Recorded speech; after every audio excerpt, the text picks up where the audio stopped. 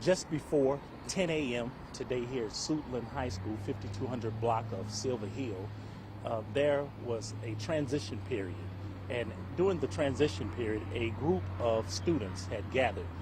That group, a verbal altercation, exchange happened between the students, which then turned physical. During that physical altercation, someone produced a weapon and fired that weapon, striking a 14-year-old student. At this point in time, our school resource officers who are on site responded, administered first aid, helping that student, and immediately began an investigation. That investigation and the cooperation of students who were witnesses gave enough information for us to arrest a 14-year-old male for his involvement in this altercation. At that particular time, we worked diligently with the school personnel, which we have a great relationship with, to make sure that the school was made safe during that particular transition period. At this particular time, the situation, this investigation remains fluid. It is very warm at this time. We're gathering leads. We're following up on some of the leads that have come to us in order to bring this into a more positive fruition. That 14-year-old has been admitted into a hospital where is receiving care right now and has been listed to us, relayed to us to be in stable condition at this time. We extend our prayers to that family that young student makes a full recovery from these injuries. And I do want to reiterate this positive relationship that we have in our Prince George's County public school system with Dr. Golson and Director Cunningham that enables us to have information to bring these things to a proper conclusion. But I do want to commend our students. Our students have demanded a safe place to be. We've asked them in the past to cooperate, to be with us, to be part of a positive resolution, and we are proud of those students for coming forward to give us information that would actually lead us to this point right now. At this particular time, I'm going to bring up our county executive, Ms. Angela Also Brooks, who'll give you a few words. Good afternoon. First of all, our concern in this moment is the welfare of our student who was shot this afternoon, the 14-year-old young man who we believe, thank God, at least in this moment, appears to be in stable condition, and we continue to pray for his healing and well-being. Having said that, I do want to compliment the police department and the school system for their quick reaction, as well as the students who were uninvolved in this incident, who responded very quickly, as well as the state's attorney who is here on the scene and who has her prosecutors involved with the investigators in this case to get information and to quickly investigate and hopefully resolve this case. What I can tell you is that we have had direct contact with this community through our Hope Collective.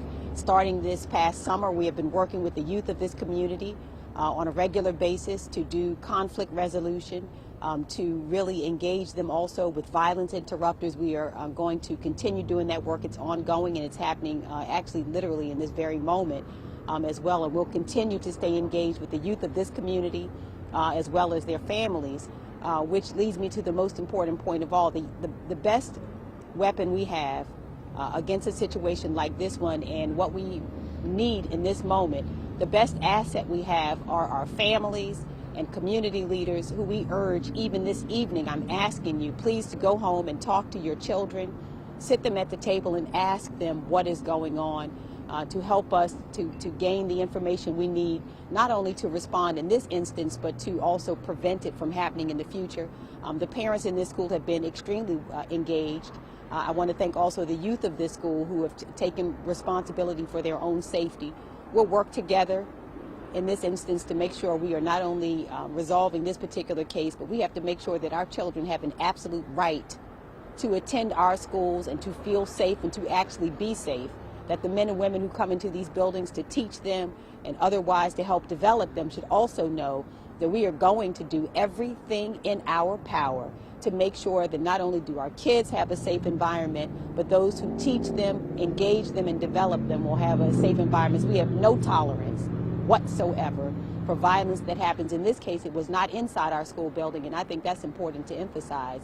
that this incident happened outside, between classes in a space, but nowhere near a school is violence tolerable. In fact, nowhere in our community. But most especially, these spaces should be sacred, and we're going to continue to work with the police, the state's attorney, and everyone else involved to make sure our kids have the safety that they deserve.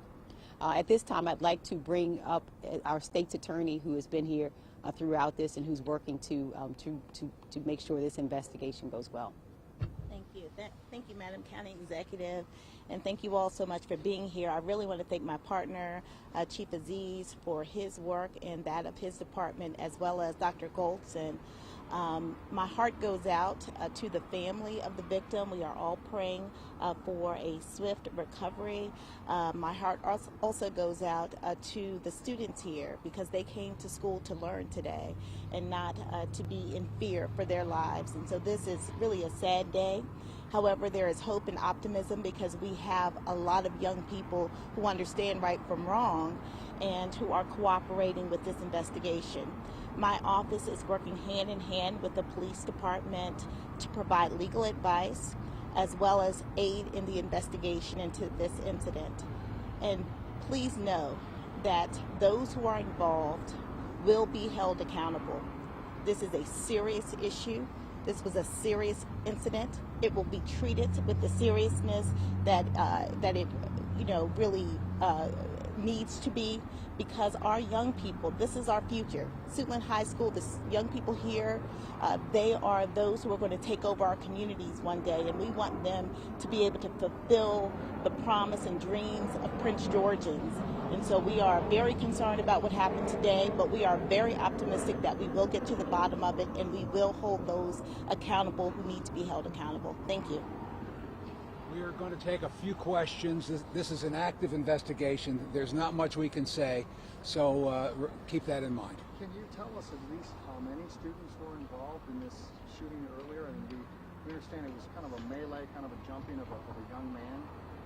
Well, I think what we can say, as we gather information, that it was what I would consider what you consider a group. And when you consider that to be a group, that could be maybe 10 or 15 students. Right now, we haven't counted how many students were there, but enough to get involved in a verbal altercation and a physical altercation where a weapon was produced and further violence was created. So that's what we can say right now. The 14-year-old student shooter and the 14-year-old student victim are both students here at Suitland High School? Now that is a better question for for Prince George's County Public Schools. But let me say this in a correction. We are investigating that. You referred to him as the shooter, but until our investigation is concluded, we have not made that statement, what you just said. What we do know is that students were involved, and this is a high school, and some students during the transition period used that opportunity to have a verbal altercation and then a fight. And someone in that group, which we believe that we have right now, we believe that person, his involvement warranted us to make the arrest, and that we are investigating that properly right now. So the child in the hospital and then the child that's under arrest, do they both attend Suitland High School? Yeah, I'm going to... Yes, both of those students are PGCPS students and attendees of Suitland High School. Yes. Monica Goldson, Chief Executive Officer for Prince George's County Public Schools. But are you saying that there's a possibility that someone else other than this 14-year-old in custody fired the shot? Well, I'm going to say once again that we are investigating that. Right now we have a 14-year-old under arrest, and we are furthering this investigation. And until we come to a more definitive conclusion about all of the moving parts that are in this active investigation, then I will not make such statements here right now. County Executive, can you comment, if you don't mind, on the parents here who lined up earlier today who are extremely anxious about their children, anxious about the violence in this community? Talk a little bit about just the conversation you had with some of these parents earlier and what your concerns are here regarding. Well, we share the parents' concerns, because in my mind, it is absolutely unthinkable as a parent that you would drop your kid at school during the day and believe that anything can happen to them.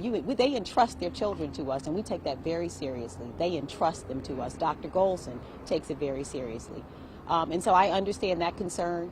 And what we've said is that we've engaged the students and youth in this community. We understand that these issues are often resolved because our kids have no conflict resolution skills.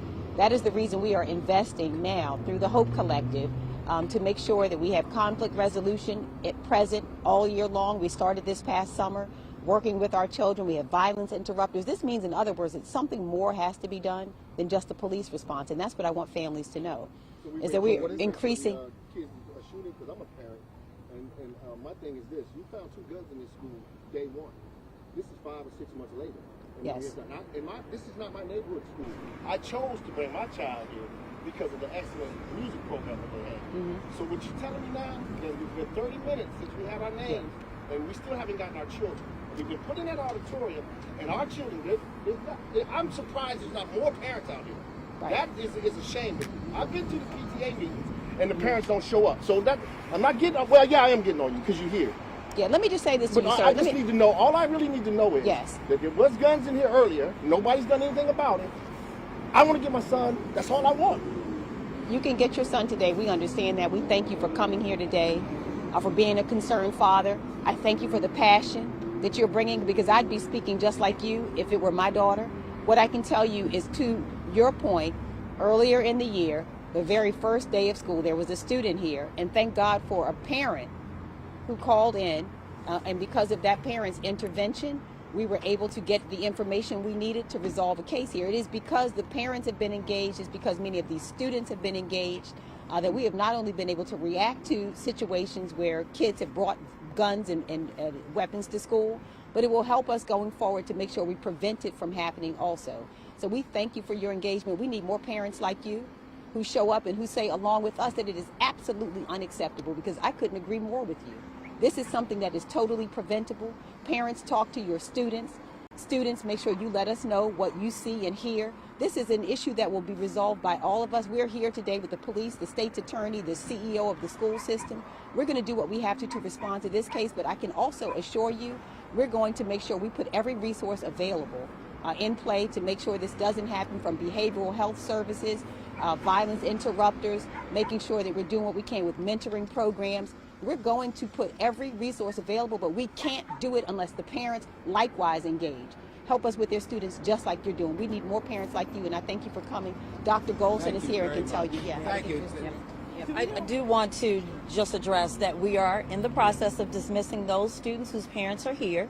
That is why we moved them to the auditorium, so that we could begin the process of transporting those students to their parents. I do want to commend our students in our school building who have done an amazing job today. They are calm. We're feeding them at this time, and we will dismiss at the regular dismissal time. They have been extremely cooperative, and they are the reason that we were able to really get information to the police immediately and begin the process of investigating and resolving this issue. So thank you. This is an active investigation, and that's all we have right now, and that's all we can say. I'm sorry. We can't. No, I'm sorry. We can't take any more questions. It's an active investigation, and there's nothing more we can say. Thank you. Metal detectors. I mean, there was no information there.